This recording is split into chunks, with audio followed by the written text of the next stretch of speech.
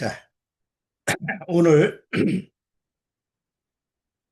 성경이 무엇을 말하느뇨? 주제로 어, 주님의 말씀을 전하는데 오늘 두 번째 시간이 됐습니다. 그래서 어, 성경이 무엇을 말하느뇨? 그래서 줄여서 성무말 두 번째.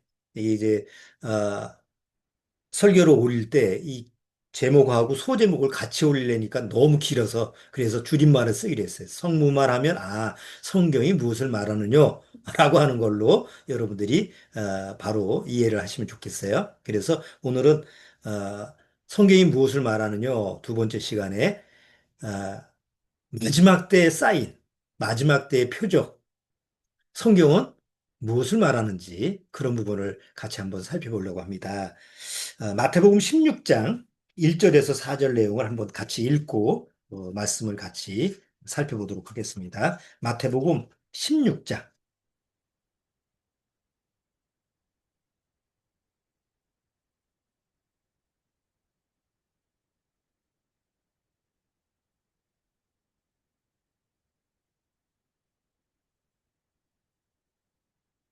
자, 마태복음 16장 1절에서 4절까지 자, 같이 한번 읽어보겠습니다. 바리새인과 사두개인들이 와서 예수를 시험하여 하늘로서 오는 표적 보이기를 청하니 예수께서 대답하여 가라사대 너희가 저녁에 하늘이 붉으면 날이 좋겠다고 하고 아침에 하늘이 붉고 흐리면 오늘은 날이 굳겠다 하나니 너희가 천기는 분별할 줄 알면서 시대의 표적은 분별할 수 없느냐. 악하고 음란한 세대가 표적을 구하나 요나의 표적밖에는 보여줄 표적이 없느니라 하시고 저희를 떠나가시다. 아주 유명한 말씀이죠. 여기 바리새인과 사두개인들 이들이 예수님한테 와서 예수님 보고 표적을 하늘에서 내려오는 표적을 보여달라. 아마 이들은 구약 시대에 엘리야 뭐 이런 선지자를 생각해서 당신이 하나님이 보내신 선지자라고 한다면 옛날 구약 시대에 그 능력 있는 선지자처럼 표적을 보여라. 이렇게 요구를 했어요. 근데 이제 예수님이 그들한테 얘기하는 거예요. 야, 너희가 하늘에서 이루어지는 이 천기라고 하는 게 이제 뭐 자연현상이잖아요. 그래서 저녁에 붉으면 그 다음날 맑을 거고 아침에 일어나서 보니까 하늘이 붉어. 그러면 이거 오늘 흐리겠구나. 비가 오겠구나. 그건 경험상 그들이 그 당시에 아는 거니까. 그래서 너희가 그런 여러 가지 자연현상을 바라보면서 날씨를 그렇게 맞추고 그러면서도 왜 시대의 표적은 분별할 수 없느냐?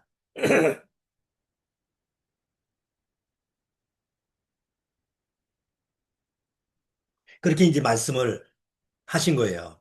물론 지금은 뭐 워낙 기상학이 발달돼서 다 예측을 하고 뭐 언제 태풍이 오는지 언제 비가 오는지 미리 이제 예측을 해서 지금 거의 잘 맞추는 것 같더라고요. 근데 지금서부터 2000년 전에는 그런 걸 맞출 수가 없잖아요.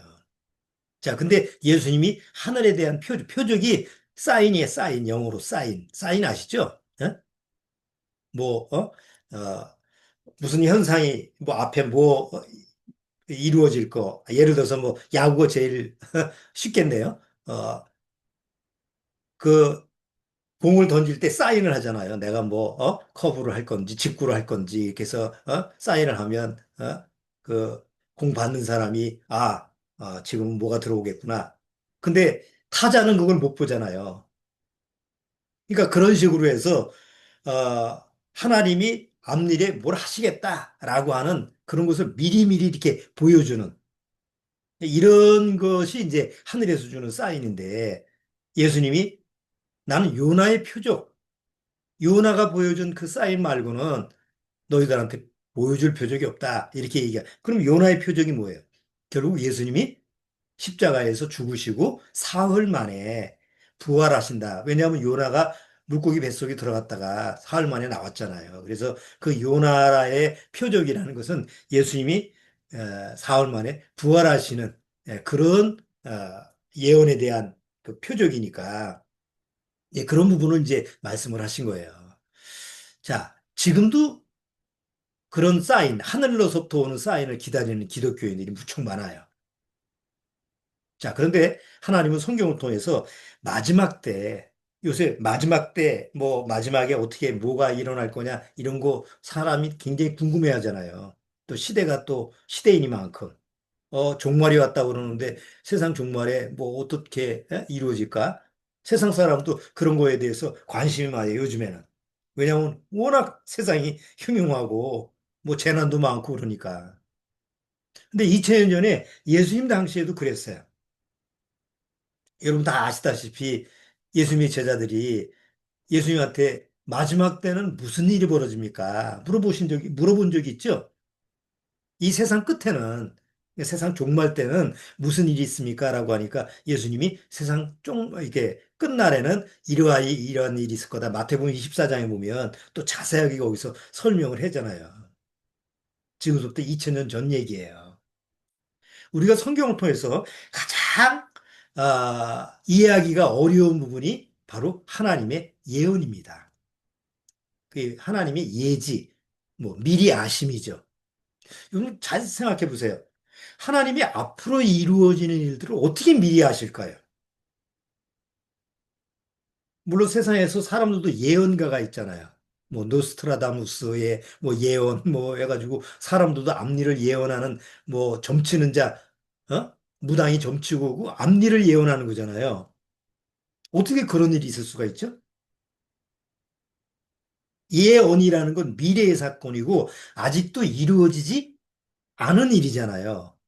그런데 앞으로 이루어질 일이 앞으로 지금까지는 한 번도 이루어진 적이 없고 지금 세상에서 그런 나타난 그런 현상이 아닌데 앞으로 1년 뒤에 10년 뒤에 먼 훗날에 이런 일이 벌어질 거다.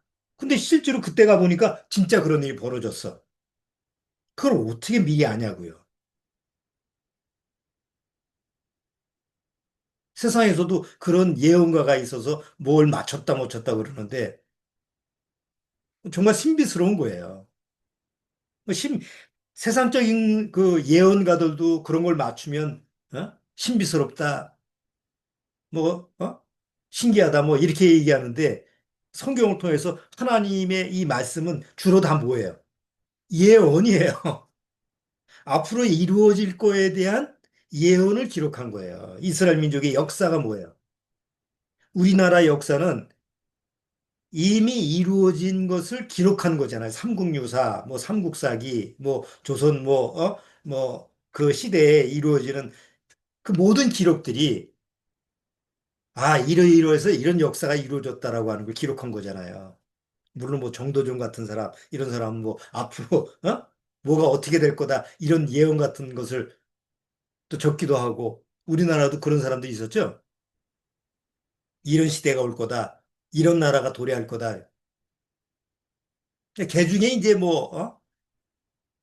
뒷걸음치다가 뭐 하나 걸리듯이 그렇게 이제 세상 예언가들은 맞추고 그러는데 성경에서 하나님의 예언은 하나도 안 이루어진 것이 없는 거예요.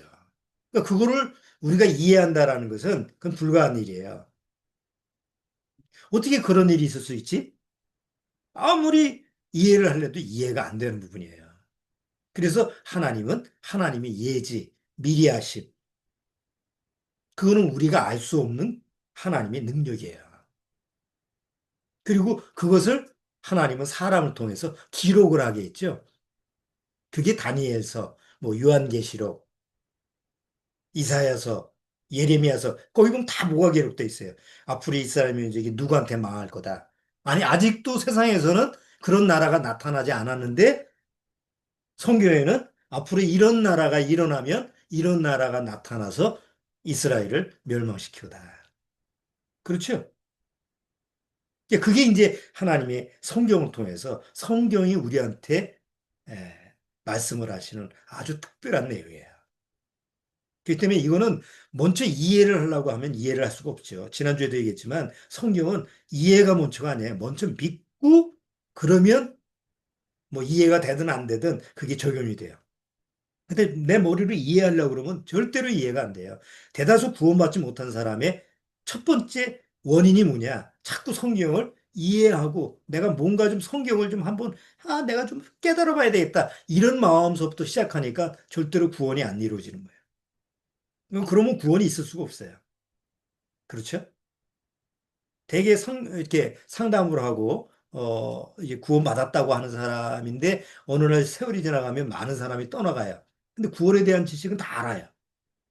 근데 구원의 지식은 다 알면서 왜 떠나갈까? 머리로 이해해서 그래요.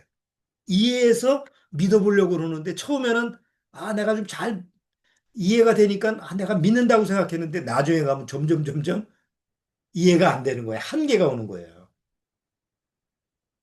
그러니까 한계가 오니까 더 이상 있을 수가 없는 거죠. 그래서 다 떠나가는 거예요. 근데 처음에 이해가 안 돼도 정말 믿어진 사람은 세월이 지나가면서 그게 하나씩 하나씩 마음속에서 이해라는 차원이 아니고 믿음이라는 차원 속에서 이게 적용이 되는 거예요. 자, 오늘 마태복음 16장에 예수님이 하늘의 표적은 요나의 표적밖에는 보일 표적이 없다. 이렇게 이제 물론 바리새인하고 사두개인들한테는 그렇게 표현을 하셨지만 성경에 우리 믿음의 사람들한테는 구원받은 사람들한테는 마지막 때 갑자기 마지막 때 종말에 보면 당황하잖아요. 그래서 미리미리 하나님이 약속하신 그 사인을 성경을 통해서 기록하고 그거를 보여주셔요. 자, 이제 마지막이라고 그러고 우리가 이제 마지막 때 종말 우리는 이제 주님이 마지막 끝이라고 말씀하신 그 지경에 우리가 살고 있으니까 그럼 성경이 지금 2025년 우리한테 무엇을 말씀하시는가? 정말 뭐가 마지막이라고 하는 건가? 성경에서 얘기하는 그 말씀이 뭔지 그거를 오늘 좀 잠깐 살펴보려고 그래요. 그래서 아무래도 그 시대의 어떤 사인이라든가 이런 부분은 그 여러 가지 자료 활용이 필요할 것 같아서 오늘은 자료 활용을 하면서 여러분들하고 함께 아, 이 마지막 종말이라고 하는 마지막 지금 시대의 끝이라고 하는 부분에 대해서 성경이 우리한테 무엇을 말씀하시는지 그 부분을 한번 살펴보도록 하겠습니다. 자, 2015년 9월에 유엔에서 179개 나라가 179개 나라가 협의를 한 게 있어요. 우리 앞으로 이렇게 하자.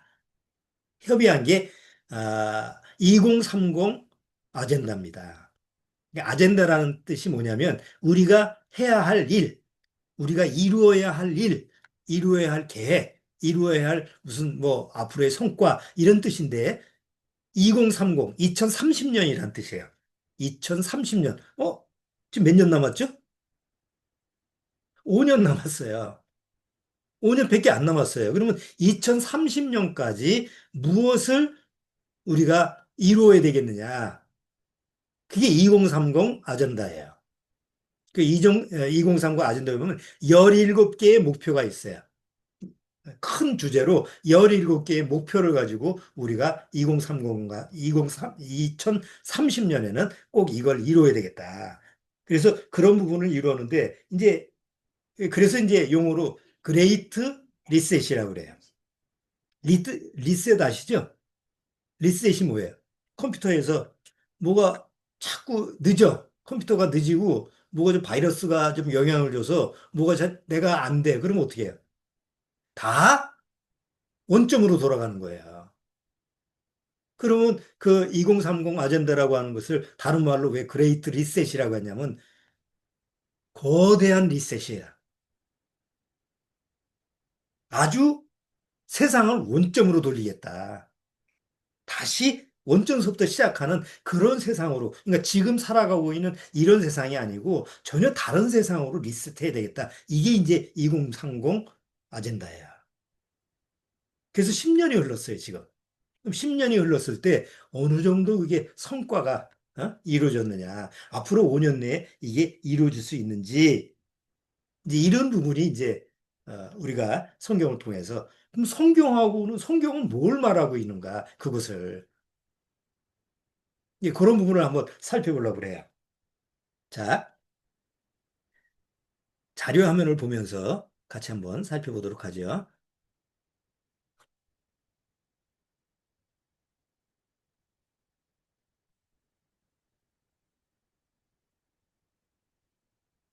자, 여러분 잘 아시는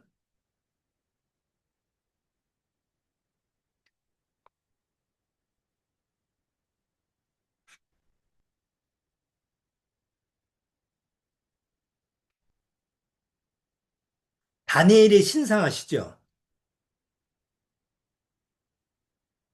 다니엘이 하나님의 그 계시로 큰 신상을 꿈을 꿔요. 그, 그 당시에 바벨론 왕이 꿈을 꾸죠. 이 다니엘 신상에. 그러니까 점쟁이 보고 다 맞추라고 그러니까 맞춰요, 못 맞춰요? 못 맞춥니다. 아니, 화면 보이세요? 다른 분들 다 보이시죠? 답변이 없네. 자, 다른 분들 보이십니까? 화면이? 네, 오케이. 자, 여기 보면 다니엘 때 바벨론 왕 느부갓네살 왕이 밤에 꿈을 꾸는데 이런 신상의 꿈을 꾼 거예요. 그러니까 도대체 이게 뭔 꿈이냐? 그래서 이제 그 당시에 꿈을 해석하는 점쟁이들한테 물어보니까 다 모른대요. 그때 이제 하나님이 다니엘한테 똑같은 꿈을 이렇게 환상을 보여주면서 이걸 해석하게 하죠. 그래서 느부갓네살 왕한테 가서 바로 하나님이 주신 꿈의 해석입니다. 뭐냐? 금은 바벨론, 지금 느부갓네살 왕이 통치하는 바벨론 나라입니다. 자, 그리고 그게 이제 다니엘서 7장은 사자의, 날개 달린 사자의 모습을 한 거예요. 날개 달린 사자라고 하는 것은, 아니, 날개가 없어도 사자는 동물의 왕이잖아요. 날개까지 달렸으니 얼마나 강력한 파워예요. 어? 자, 그런데 그 바벨론이 계속 영원하지 않고 어느 날 바벨론이 망하고 메데파사라고 하는 페르시아 문명이 나타날 거다. 그게 페르시아 문명은 곰과 같은 형상이다. 그리고 곰과 같은 형상인 페르시아가 어느 날 세상의 가장 강력한 나라로 통치하다가 한라 문명이라는 그리스 문명이 그 다음에 이루어서 세상을 통치할 거다. 그게 이제 표범. 그러니까 바벨론보다는 좀 못한 곰이, 그보다 못한 뭐 표범. 이런 모습으로 점차 이제 이렇게 세력이 조금 이렇게 약화되는 거죠. 그 다음에 그리스 문명이 하다가 아주 무서운 짐승이, 아주 이상스러운 무서운 짐승이 나타나는데 그게 바로 로마라고 하는 나라가 나타난 거야. 물론 다니엘 때는 뭐 메데파사, 뭐 그리스, 로마 이런 명칭이 나올 수가 없죠. 앞으로 미래 얘기니까. 그렇잖아요. 그래서 이 형상을 이렇게 표현하는 거예요. 동물로. 금운동철. 그런데 로마가 영원하지 않고 로마 시대의 로마라는 것은 세계 제1의 강력한 나라였잖아요. 근데 그 로마도 영원하지 않고 어느 날 로마가 열국 시대 발가락처럼 여기 두 다리와 발가락처럼 나누게 될 거다. 그게 동로마하고 서로마고 서로마로 나눠지고 그리고 조금 지나서 뭐가 되는 거예요? 유럽의 나라가 다 흩어져서 철과 진흙이 돼서 이게 철과 진흙이라는 게 뭐예요? 이게 다 뒤섞여 버리는 거예요. 지금의 유럽이 그렇죠? 그래서 지금 세상 끝날까지 열국 시대가 될 거다. 근데 나중에 이 열국 시대가 그리스도의 나라 예수님이 재림할 때 그 돌로 쳐가지고 다 무너짐을 당할 거다라고 하는 것이 다니엘서의 예언이에요. 그러면 다니엘서에 지금 마지막 때의 이 열국 시대, 철과 진흙, 이게 섞여가지고 여러 나라가 세상을 통치하는 나라, 이게 지금의 이제 때인데, 그럼 마지막에 다니엘서는 뭐라고 기록하냐면 세상 끝날에 열 나라가, 열 뿔이 나타나서 세상을 다스릴 거다. 그러니까 열 뿔이라고 하는 것은 열 나라가 다스린다는 것보다는 대표적인 열 개, 어떤 세력이 있는 그런 힘 있는 나라들이 이제 세계를 이 주름 잡는 거예요. 자, 그런데 이게 지금 상징적으로 전 세계에 뭐가 나타나느냐? 단일 정부가 나타나는 거예요. 그럼 단일 정부라는 것은 여러 나라가 있는데 그 여러 나라를 하나로 합쳐서 세계 단일 정부, 여러 나라를 컨트롤하는 그 중에 대표격. 냉전 시대에는 전 세계의 나라를 주로 어떤 나라가 다스렸어요? 미국과 소련입니다. 그렇죠? 미국이 민주주의 진영의 탑이 돼가지고 그 나라를 통솔해서 뭐 경찰관 노릇하고 도와주면 도와주고 지금도 그렇잖아요. 그 다음에 공산주의 그 당시에 냉전 시대에는 소련이 자기 휘하에 있는 수많은 나라들을 통치하면서 간섭을 하고 뭐 이랬잖아요. 그러다가 냉전 시대가 끝나버렸죠. 그리고 지금 미국이라는 나라 이제는 야, 남 돕다가 우리 망하겠어. 우리는 우리만 살 거야. 그래서 지금 이제 트럼프 1기, 2기 가면서 미국은 자국 중심으로 돌아가죠. 지금 소련이 이제 러시아는 다 무너졌다가 푸틴이 다시 어떻게든지 다시 옛날에 어떤 그 세력을 좀 소집하려고 그러는데 그게 마음대로 돼야 한대요. 지금 우크라이나처럼 옛날 같으면 한번 쳐가지고 그냥 내 말 들어가면 되는데 이게 말을 안 듣는 거예요. 그래서 옛날처럼 강대국이 전 세계를 이렇게 교통정리하는 이런 시대는 지나가 버렸어요. 그러다 보니까 막 뒤죽박죽이야, 세상이. 그래서 2차 대전 끝나고 나서 1945년에 뭐가 생겼어요? 유엔이 생긴 거예요. 그럼 유엔이 1945년 여러 나라들이 모여서 세운 유엔의 목표가 뭐냐? 우리가 평화를 유지하기 위해서는 뭔가 단일 체제가 필요하다. 그래서 유엔이 처음 생겼죠. 그 유엔 때문에 우리나라가 또 6.25 때 간신히 지금 살아남아서 지금 좀 잘 살게 된 거잖아요. 유엔이 없었으면 어떻게 될 뻔했어요. 뭐 지금처럼 뭐 그런 나라는 또 기대하기 어렵겠죠. 자, 어쨌든 그렇게 세상에 좀 흘러오다가 어, 2015년 아까 얘기하는 2030 어젠다 그레이트 리셋 요런 게 이제 나타나면서 유엔에서 야, 우리 이제는 진짜 하나로 뭉쳐서 단일 체제를 좀 만들어야 되겠다. 그래서 2030 아까 어젠다라고 하는 것을 했는데 2030 어젠다의 공동 목표가 뭐냐면 세계 단일 정부예요. 세계를 하나로 딱 모여가지고 그래서 가장 강력한 뭔가 힘을 준 그 어떤 시스템을 만들어서 그 강력한 통치 지도자가 전 세계를 좀 골고루 좀 잘 살게 하자. 이게 이제 아까 얘기한 것처럼 2015년 9월 달에 2030 그레이트 리셋 해가지고 이제 추진시킨 거예요. 여기 한번 보시면 자, 2030 여기 보면 17개의 이루어야 될 내용이에요. 여기 첫 번째 뭐냐면 전 세계 모든 빈곤한 사람을 없게 만드는 거예요. 쉽게 말해서 가난한 사람을 없게 만드는 거예요. 그게 가능성 있는 얘기일까요? 2030, 2030년까지 그러면 모든 소득을 어떻게 해야 돼요? 재분배를 해야 돼요. 근데 아직까지는 이게 좀 어려운 얘기죠. 근데 2005년 남았는데 이게 가능할까요? 근데 세계 단일 정부가 오면 불가능한 것도 아니에요. 자, 굶주린 사람이 없게 한대요. 그 다음에 모든 사람을 건강하게 하는 거예요. 아니, 우리가 지난번에 그 코로나 시대 지났죠? 코로나 때 전 세계가 코로나로 인해서 막 사람들이 죽어나가요. 그때 어떻게 했어요? 전 세계 백신이라고 하는 것을 만들어서 전 세계가 공급을 하고 그런 것 때문에 사람들을 좀 살리게 하죠.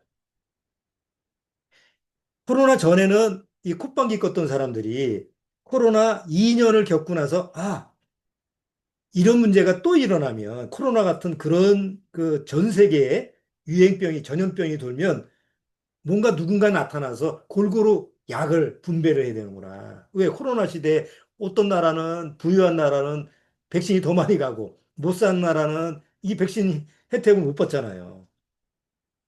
그래서 뭔가 그런 부분에 대해서 좀 세계적으로 좀 강력한 시스템이 필요하다. 이런 게 이제 생긴 거예요. 자, 그런데 여기 한번 보세요. 올해 2015년에 이게 팬데믹 조약 부결 이게 뭐냐면 작년에 팬데믹 조약을 맺으려고 그랬어요. 유엔에서. 팬데믹 조약이 뭐냐면 만약에 코로나 같은 전염병이 전 세계에 돌면 유엔에서 얘기하는 WHO가 전 세계를 통제를 해서 뭐 출입 통제 그리고 백신 안 맞으면 안 돼. 이런 거를 일괄적으로 통제할 수 있는 그 조약이에요.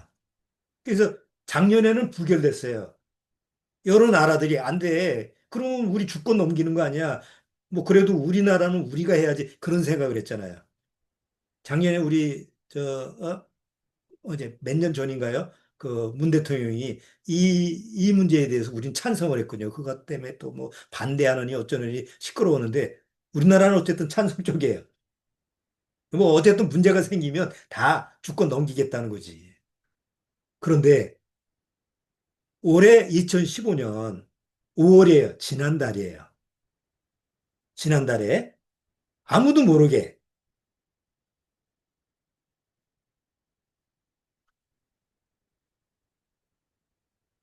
여기 이쪽에 없는가 봐요. 아무도 모르게 조약이 5월 달에 체결됐어요. 뉴스도 안 나와. 이게 우리나라만 아니라 전 세계적으로 그런 거야. 왜 그럴까요? 반발 없게. 그래서 상식적으로 우리가 보면 우리 그런 일이 있을 수 있어? 근데 다 넘어간 거. 찬성이 아마 100, 100, 120 몇 개국인가? 그리고 거부권 열 몇 개국, 나머지는 반대는 없었어요. 나머지는 뭔지도 몰라. 그래서 앞으로는 똑같이 이 코로나 같은 팬데믹이 일어나면 WHO가 중앙 시스템이 돼서 전 나라를 통제를 하는 게 조약이 딱 끝났어요. 그 나머지 이제 앞으로 2년 뒤까지 부분적인 부분에 대해서 다 맞추기로. 그럼 한번 생각해 보세요. 그거는 세계적인 단일 시스템만 가능한 거잖아요. 근데 그게 2030에서 계획이었는데 이루어지는 거예요. 모든 사람을 건강할 수 있는 목적하에.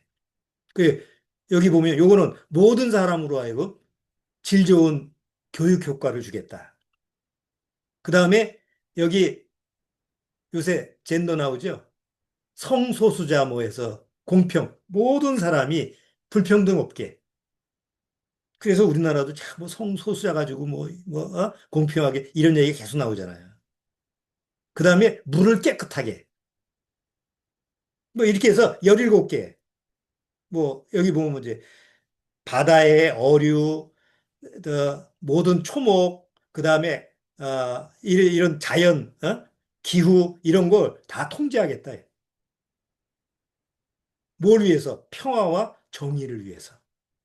세상의 모든 평화와 정의를 그래서 여기 스트롱 강하게 강한 권력으로 통제를 하겠다.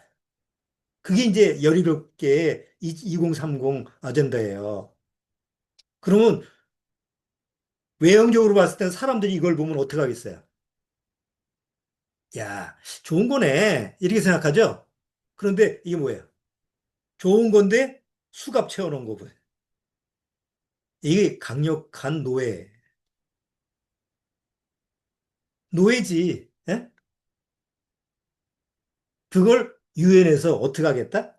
2030년까지 이루겠다. 그리고 그 계획이 차곡차곡 하나씩 하나씩 지금 이루어지고 가고 있는 상황이다. 자, 그런데 성경에서는 이미 마지막 때에는 뭘 하겠다고요?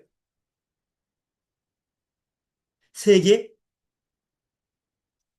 단일 정부가 나타나서 이렇게 세상을 통제하겠다. 여기 WHO 마크를 한번 보세요. 왜 여기 뱀이 지팡이에 돼 있을까? 이거는 상징적으로는 치료하는 모세가 그 노뱀을 매달았잖아요. 그걸 상징적으로 보여주는 거예요. 그걸 인용한 건데 성경하고 아무 관계없는 이 WHO가 굳이 이 표시를 한 거는 이거는 노뱀이 아니고 이거 세상 마귀를 얘기한 거고 똑같아요.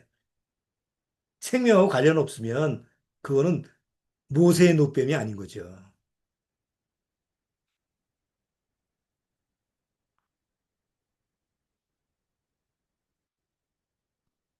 자, 요한계시록 13장을 한번 보세요.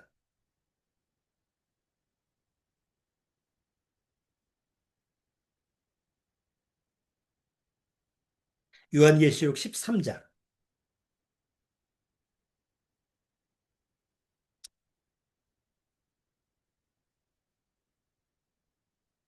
자, 마지막 때 7년대 환란 속에서 이루어질 일을 얘기하면서 13장,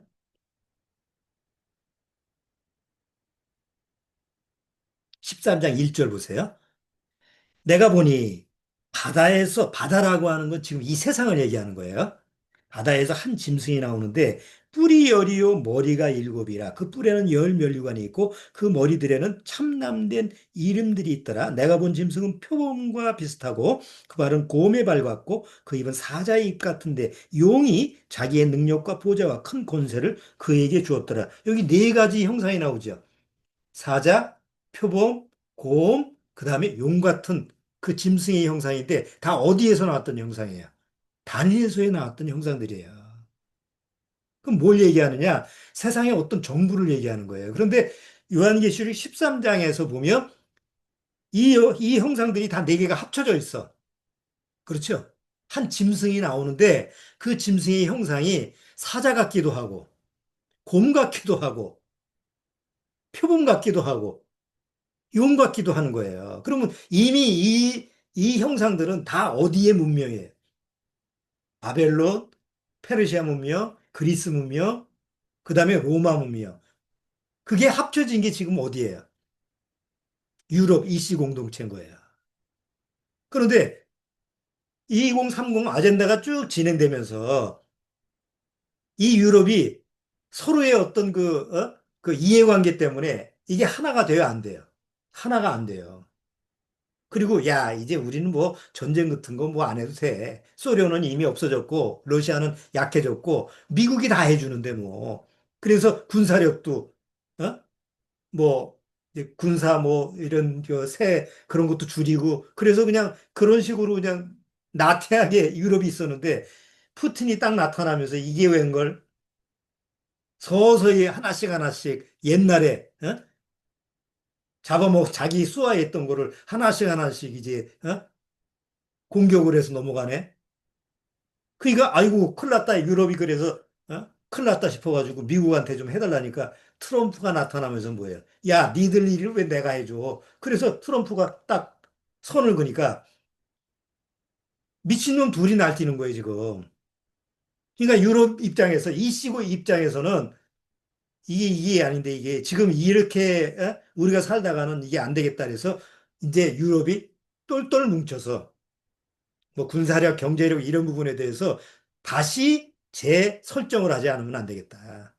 우리 유럽이 다시 재건하지 않았다가는 이거 옛날로 돌아간다 해서 지금 이 시가 다시 돌아가는 거야. 그러면 이 시가 다시 유럽 공동체가 돌아간다라고 하는 것은 이미 성경에서 예언됐다시피 마지막 바다에서 한 짐승이 나오는 것은 어떤 세계 단일 정부가 나타나는데 거기에 힘을 강력하게 영향력을 미치는 이런 나라들이 나타날 수 있는 준비를 하게 되는 거죠. 예를 들어서 뭐 프랑스, 독일, 뭐, 이런 나라들 말이죠. 유럽에서 좀, 강한 그런 세력을 맺었던 나라들이 이젠 다시금 이제 힘을 키우는 거예요.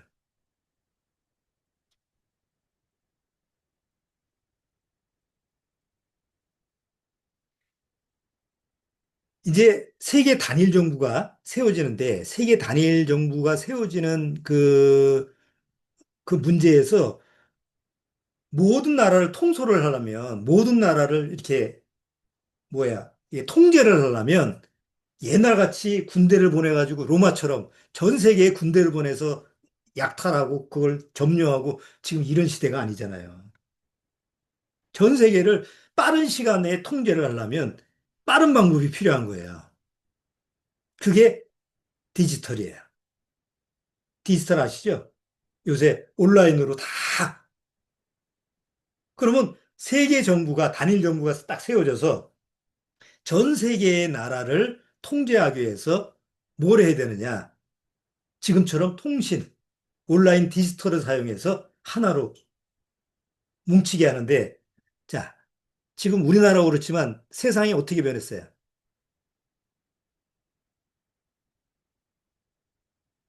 여러분 한번 어디 커피 마시러 카페를 해요. 다 뭐 보고 있죠? 어? 다, 아니, 둘이서 셋이서 앉아 있으면 서로 말을 하고 얘기를 나눠야 되잖아. 근데 다 뭐 보고 앉아 있어요. 다 핸드폰 보고 앉아 있어. 지하철 타고 가면 다 뭐 보고 앉아 있어요. 옛날에는 눈 감고 자고, 응? 뭐 책 보고 이런 사람 있지만 요즘은 다 뭐 보고 있어요. 핸드폰 보고 다니잖아요. 길에 다니는 사람 자기 걸어갈 길 안 보고 뭐 보고 있어요. 핸드폰 보고 있어요. 아니, 운전을 하면서 핸드폰을 보고 있니 사고가 안 나? 여기 온 세상이 무엇을 도와드릴까요? 나 좀 도와줘. 핸드폰 보고 좀 나 좀 도와달라고 하는 세상에. 앞으로 점점 더 그렇지. 그렇죠? 할매, 할배 다 뭐 보고 있어? 지금 뭘 가르쳐? 예? 저 경로당 가거나 아니면 문화센터 가면 지금 이거서부터 배워야 된다고. 왜? 이 모바일 세상이 돼서 이런 뭐, 온라인 이런 거를 모르면 밖에 가서 햄버거도 못 사 먹는다니까. 음식도. 요즘 식당 가면 여러분 보시죠? 그 주문도 옛날 누가 와가지고 뭐 시키세요? 뭐 이런 거 없어요. 기계가 하나 딱 있어가지고 거기다가 눌러가지고 결제도 그거로 다 하는데. 그러니까 이런 거 모르면 식당 들어가서 밥도 못 먹어. 아, 옛날에는 상상할 수도 없었던 일이에요. 모르죠? 이제 연우가 경험할 세상은 지금 우리하고 또 차원이 또 다른 세상이니까. 이게 세상이 너무 빠르게 바뀌고 있는데 이 모든 이 지금 시스템이 어디 쪽으로 가느냐? 바로 전 세계 단일 정부가 세워질 때 필요한 것들이에요. 앞으로 5년 내에 세계 단일 정부가 세워지려면 또 하나 이루어져야 될 게 단일 화폐예요. 그래서 지금 세계 단일 정부, 유엔에서도 계속 힘쓰는 게 뭐냐면 지금의 화폐를 없애고 세상에서 이루어지는 각 나라의 화폐들을 다 없애버리고 단일한 화폐를 쓰는 그런 계획을 지금 계속 추진하는데 그게 디지털 화폐예요. 여러분 디지털 화폐 들어보셨죠? 여기 한번 보세요. 자, 옛날에는 여기 화폐 그 진행을 봤는데 옛날에는 물물 교환, 상품 화폐 그러다가 금속으로 화폐를 쓰다가 주조 화폐를 썼죠. 그다음에 종이돈 쓰고 그다음에 명목 화폐라고 하는 것은 뭐 여기 국가법으로 지정된 이런 거 가지고 쓰다가 나중에는 뭘로 바뀌어요? 요새 여러분 비트코인 뭐 맨날 보잖아요. 가상화폐, 가상이라는 게 가상현실, 가상. 실제로 없는 거예요. 돈이 눈으로 안 보이는데 돈이 있어. 그게 지금 세상이 어느 쪽으로 바뀌냐? 가상화폐 시대로 바뀌는 거예요. 자, 현금 없는 사회는 어떻게 변화할까? 요새 계속 이런 책이 나오고 이런 주제로 강의를 하고 그래요. 그러면 이런 시대가 온다는 얘기죠. 옛날에 보면 뭐 로봇 뭐 앞으로 이런 시대가 올 거다 책도 나오고 강연을 하는데 실제로 그런 시대가 왔어요, 안 왔어요? 오잖아요. 현금을 없는 사회는 어떻게 변화할까? 괜히 얘기하는 게 아니고 이미 앞으로 이런 시대가 올 거라는 걸 알기 때문에 지금서부터 얘기하는 거예요.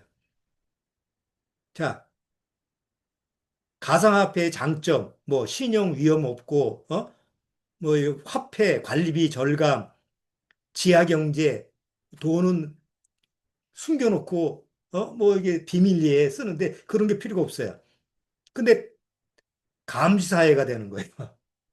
누가 얼마인지 다 아니까. 자, 여기 보면 트럼프 2기 2.0 시대가 왔는데 지금 트럼프가 계속 국가적인 정책으로 초점을 맞추는 게 비트코인이에요. 미국이라는 나라, 전 세계의 모든 핵심적인 경제의 가장 핵심적인 주안점을 가지고 있는 미국이 추진하고 있는 게 가상화폐예요. 왜? 선점하겠다는 거지. 그럼 가상화폐를 선점하겠다는 게 뭐예요? 앞으로 모든 나라가 어디 쪽으로 가야 된다.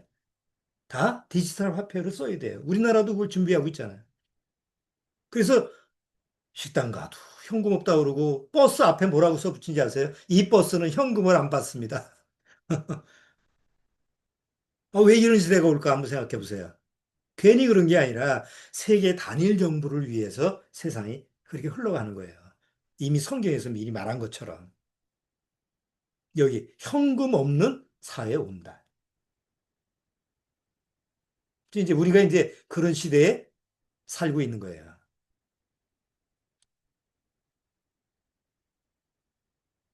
아, 왜 현금이 없는 사회가 돼야 될까? 끝까지 고집 부리는 나라들도 있을 거 아니에요.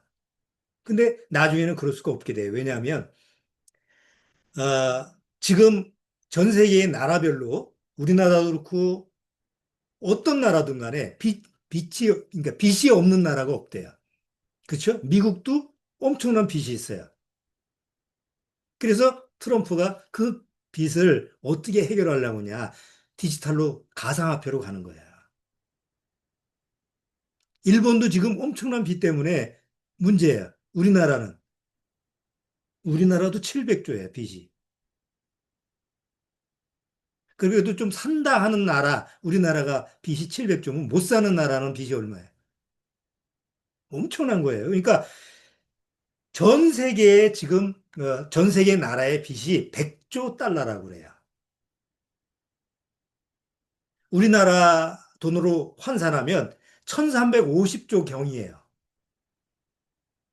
그럼 그거는 어떻게 할 수가 없는, 뭐라고, 그게 얼마나 되지? 라고 할 수 없는 돈이에요. 그게 전 세계의 빚이에요. 이거를 한 방에 없앨 수 있는 게 디지털 화폐래요. 그러면 여러 빚이 많은 그런 나라들이 찬성하겠어요? 안 찬성하겠어요? 야, 다 디지털 화폐로 바뀌어. 가상화폐로 다 바꾸자. 그럼 전 세계가 원할까요? 안 원할까요? 다 예스 하는 거예요.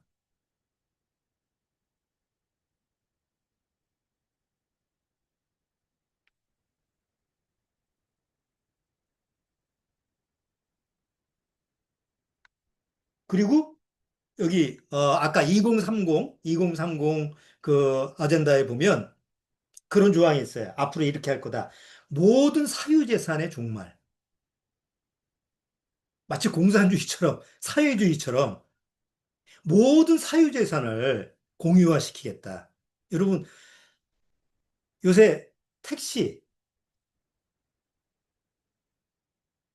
집에서 차 몰지 마라. 그래서 공유 택시라는 게 나오죠. 공유 택시가 뭐예요? 자기 차 끌고 어디 주차장도 있어야 되고 그런 골치 아프게 그러지 말고 누구나 다 사용할 수 있는 공유할 수 있는 그런 그 여건을 만드는 거예요. 공유 택시, 공유 버스, 공유 뭐 건물 뭐 이런 식으로. 그래서 집값이 양극화되는 거예요. 미국의 지금 가장 큰 문제가 집값이 너무 비싸고 점점 너무 비싼 거예요. 그래서 국가에서 집들을 다 매입해서 지금 저 우리나라처럼 임대처럼 공유로 주는 거예요. 또 웬만큼 사는 사람, 중산층은 이제 없어졌으니까 그냥 살만한 사람들한테도 공유로 주는 거예요. 그리고 몇 사람만 사유, 머스크, 뭐 돈 많은 사람들, 그건 지들 돈 많으니까 네 사유재산으로 써 하는데 그 대신 그들은 어디하고 연결돼 있어요? 세계 단일 정부의 머릿돌이기 때문에 자기네들이 통제하는 시스템을 가지고 있기 때문에 허용을 하는 거예요. 그 나머지는 다 공유. 그래서 양극화로 되는 거예요. 우리나라도 마찬가지예요. 저 지방의 아파트는 1억도 안 돼. 강남에는 100억이래. 아니 세상에 똑같은 아파트인데 평수가 땅에 따라서 어떤 건 100억이고 어떤 건 1억이고 말이 안 되는 얘기잖아요, 그거는. 근데 말이 안 되는 얘기가 왜 현실적으로 가능하냐. 그런 추세로 간다 이거예요.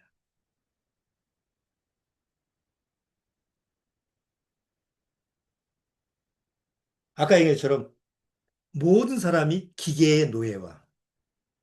그래서 애들도 다 모바일 가지고 다니.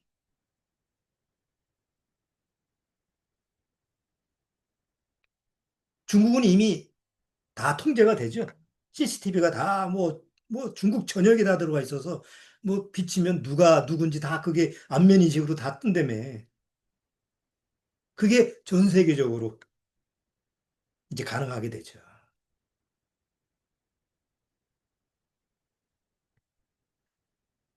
참 어두운 세상입니다.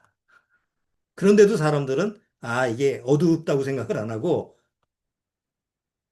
자, 그리고 마지막으로 우리가 한번 살펴봐야 될 내용이 자, 시간이 많이 갔는데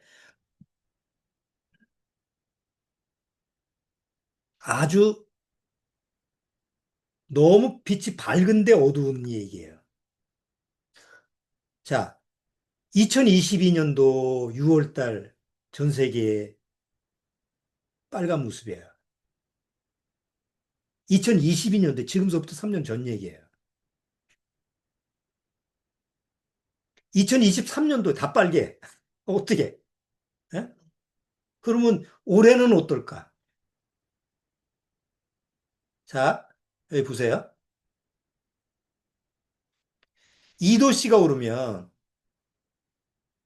1억 8,900만 명의 인구가 기근이에요. 기아에 시달려요. 그런데 4도가 오르면 18억 명. 지금 전 세계 70억 중에서 거의 뭐 한 3분의 1이 기아에 허덕일 거라고 그래요. 그럼 지금 올해 얼마 올라갔다고 그랬죠? 1.5도가 이미 올라가 버렸다고 그러죠? 그래서 2030년 정도 되면 2도에 육박하지 않을까 뭐 이런 식으로 지금 뭐 그렇게 추측을 해요. 자, 2030 그 아젠다에 보면 우리가 기후를 통제하겠다. 그래서 탄소 배출 뭐 억제하고 막 이런 지금 제도가 지금 전 세계적으로 이루어지고 있죠. 근데 기후 어떻게 통제를 할 거예요?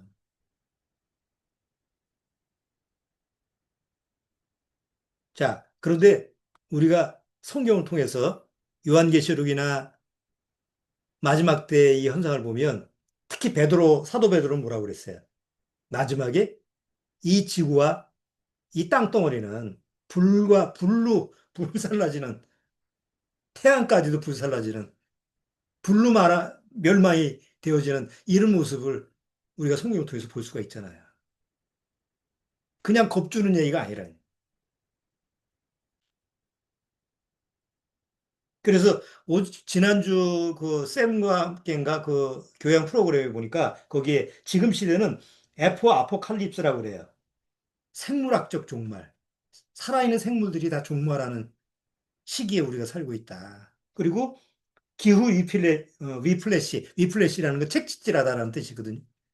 기후한테 맨날 책찍질 받는 그런 시대에 지금 우리가 살고 있다라고 그 기후학자가 나와서 얘기를 하더라고요.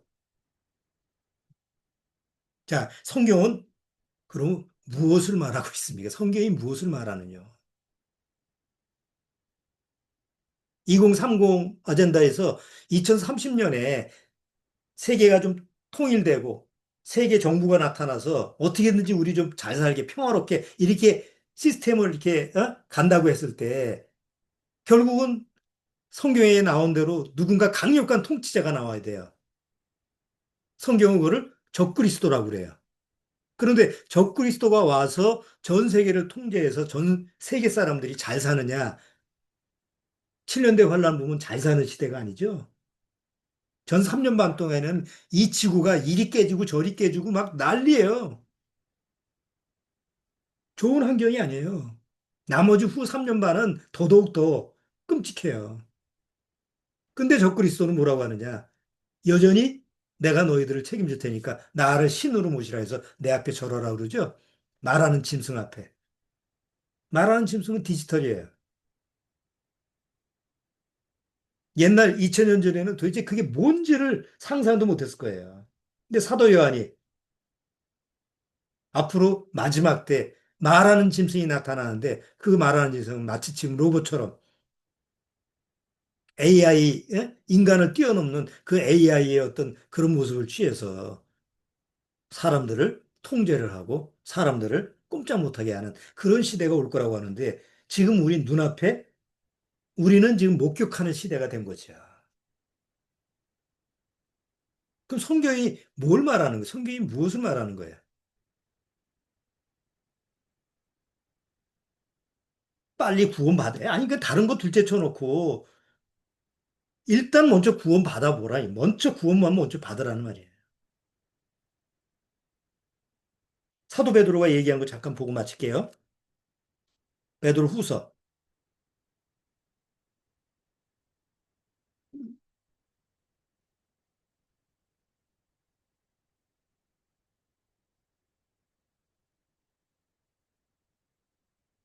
자, 베드로 후서 3장, 3장 9절 보세요. 베드로 후서 3장 9절. 주의 약속은 어떤 일이 더디다고 생각하는 것 같이 더딘 것이 아니라 주의 약속, 마지막 때 하나님이 이 세상을 심판한다. 이 약속이 어떤 이에 더디다고 생각하는 것이 더딘 것이 아니라 오직 너희를 대하여 오래 참으사 아무도 멸망치 않고 다 회개하기에 이르기를 원하시니라. 아직도 그때가 안 온 거는 한 사람이라도 하나님 앞에 회개하고 돌아오기를 원하시는 하나님의 사랑과 은혜의 마음이기 때문에 그렇단 말이에요. 자, 그런데 10절. 그러나 주의 날이 도적같이 오리니 그날에는 하늘이 큰 소리로 떠나가고 체질이 뜨거운 불에 풀어지고 땅과 그 중에 있는 모든 일이 드러나리로다. 이 모든 것이 이렇게 풀어지리니 너희가 어떠한 사람이 되어야 마땅하뇨. 거룩한 행실과 경건함으로 하나님의 날이 임하기를 바라보고 간절히 사모하라. 그날에 하늘이 불에 타서 풀어지고 체질이 뜨거운 불에 녹아지려니와. 왜 하필이면 마지막 때 뜨거운 불에 녹아질까요? 그리고 왜 지금 이 세상은 점점 뜨거워질까요? 갑자기 이루어지는 일이 아니에요. 그나마 하나님의 은혜가 있기 때문에 지금 예고예요. 인간이 저지르는 그 죄 때문에 이 결과를 인간이 받지만 하나님은 그것을 통해서라도 깨우치는 거예요. 불로 멸망하는 이 세상에서 좀 정신 차리고 덥다고만 하지 말고 아이고 에어컨 있으면 되지. 그러지 말고 좀 정신 차리고 구원받으라 이거예요. 13절 우리는 그의 약속대로 의에 구하는 바 새하늘과 새 땅을 바라보도다. 우리의 소망은 새하늘과 새 땅밖에 없어요. 어차피 불살라지고 없어지는 이 땅과 이 하늘에는 기대할 게 없어요. 여러분 뭘 기대하겠어요 지금? 이건 염세론 염세주의자가 아니에요. 성경이 이렇게 풀어지리니 하나님이 예언을 이렇게 하셨다고 한다면 실제로 그거를 눈으로 보고 피부로 경험을 하고 우리가 사실적으로 그 마지막 때 산다고 한다면 어떠한 사람이 되어야 마땅해? 세상의 종로로 타고 세상 시스템의 종로로 타고 세상 흘러가는 그런 세상 물결에 떠내려가는 어리석은 사람이 되지 말고 믿음의 배를 타고 거슬러 올라가는 사람이 되야 된다. 그거 말고는 다른 소망이 없어요. 늘 마음에 기도가 우리 가족 정말 우리 연우서부터